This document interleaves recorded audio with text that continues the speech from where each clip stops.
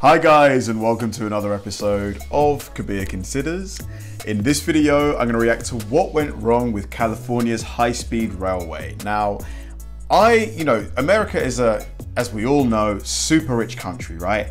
But the fact that, high-speed railway or just public transport in general isn't everywhere, isn't ubiquitous in all states, is something that's quite surprising to me. I know that the country's huge, so, building the infrastructure to connect every state via railway would be really hard to do, but if any country could do it, I would have thought America can. So this video is by the B1M, and California, I believe, has the highest GDP out of all 50 states, I think. So, I've wondered why California doesn't have, high-speed railway. What's the reasons behind it? So this video, I'm sure, is going to be really interesting to watch. So let's do it. If you live in San Francisco and you want to get to LA, you kind of only have two options. Drive. A 6-hour drive or a journey out of the city to the airport, followed by the journey through the airport to a plane, followed by a 90-minute flight, then a journey through LA airport, and then a drive to wherever you're headed. It's not exactly easy. That's where the incredibly sensible plan for a high-speed rail line comes in. It would better connect cities, boost the economy, cut emissions, and help bring the world's only superpower into the high-speed club that's currently dominated by China. But more than 20 years after it was first put forward, work on the line's been nowhere near as fast and efficient as the trains it one day hopes to run. But why? Plagued by difficulties and battling America's cultural preference for flying and driving, the massive building project hasn't delivered much at all, and some now think it may never be fully completed. This is a look inside California's long, tumultuous, and somewhat unbelievable struggle to build America's first high-speed rail line. The thing is, I'm sure if it was done, it would be so well loved. Like, you would see why it's so good to have, high-speed railway, that I think every state would want it.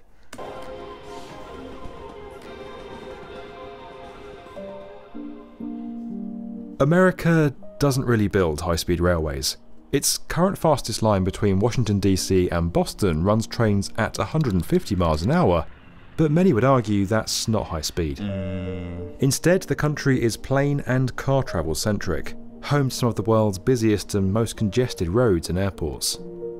That's what makes California's plan for a 220 mile per hour high-speed rail line stand out and feel almost revolutionary.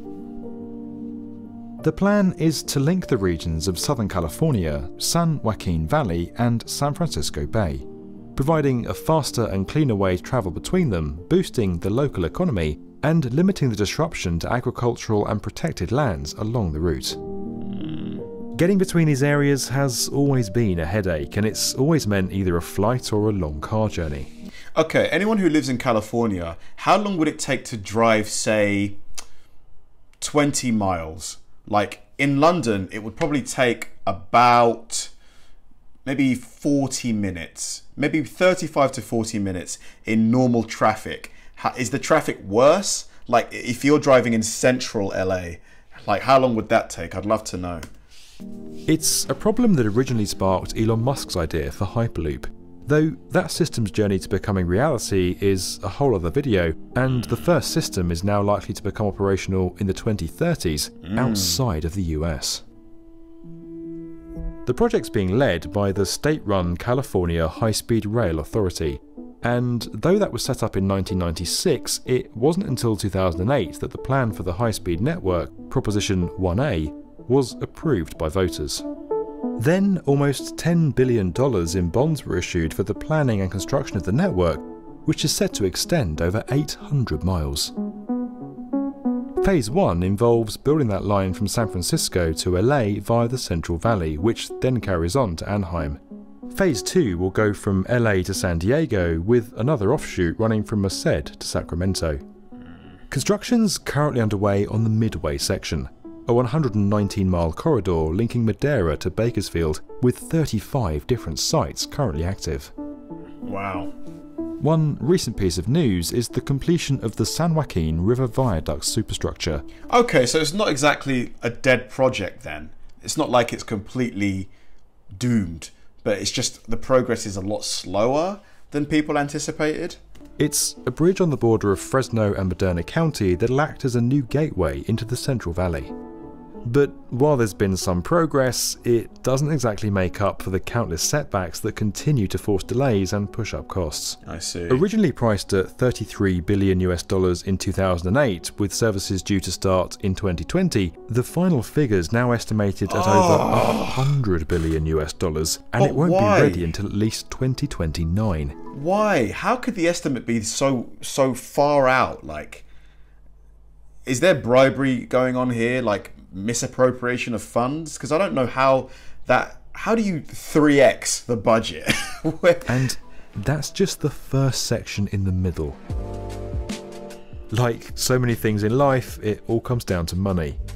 That $10 billion bond was never meant to cover the whole project. The rest was due to come from private investors and the federal government. But those dollars have been hard to come by, and many potential backers have been unconvinced that Americans would choose to stop flying between the two cities and take the train instead. They would. Keeping hold of the cash has also been a battle. In 2019, the Trump administration withdrew almost $1 billion in federal funding due to the lack of progress being made.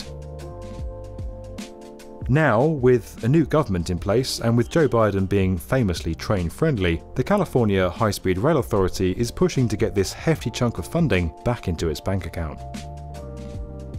Land acquisition's also been a total nightmare.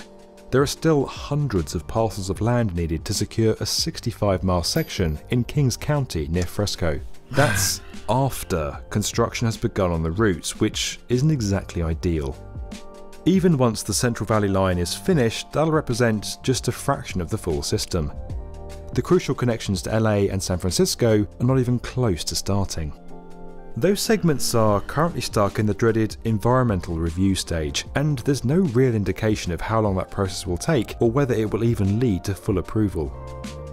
And then, if the green light is eventually given, there's the small issue of raising all that extra cash to make it happen. It's led some to label the project a train to nowhere. The thing is, because it would be cheaper than flying, wouldn't it? Like, how much is a flight to LA from San Francisco? I would imagine it's going to be at least, what, $200? You know, a train ticket, I'd say it's probably going to be about half that, you know. Plus, you don't have to get through airport security.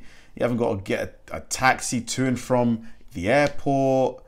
I do think it would be a success. A system that ends up only serving the Central Valley where work is actually being done.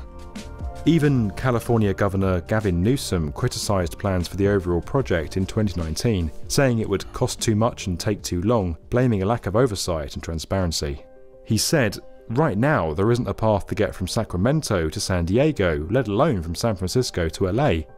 I wish there were." The decision to appoint certain contractors has been called into question as well. According to the Los Angeles Times, one firm that promised $300 million in savings by altering designs for the Kings County section ended up costing the project $800 million in overruns, and those proposed changes have now been largely scrapped. Despite all this, and with progress being closer to the pace of a snail than a bullet train, it's hard to ignore the benefits this project would bring if it's eventually finished. It's not just about speed and efficiency. Getting people out of their cars will be crucial to the US achieving the climate change targets set out by the Biden administration. That's true. With the passing of a $2 trillion infrastructure plan that has around $20 billion earmarked for intercity rail, there's now cautious optimism about the future of high-speed projects across the US. Although California's was the first to get going, it's not the only high-speed route that's planned, and it might not even be the first to finish. A high-speed line between Dallas and Houston could be up and running by 2026. There's also BRIT Line West, a fast connection between Victorville and Las Vegas, which is due to break ground in 2021 and would eventually join up with the Californian network. And private investors are also eyeing up potential projects in Florida and Maryland.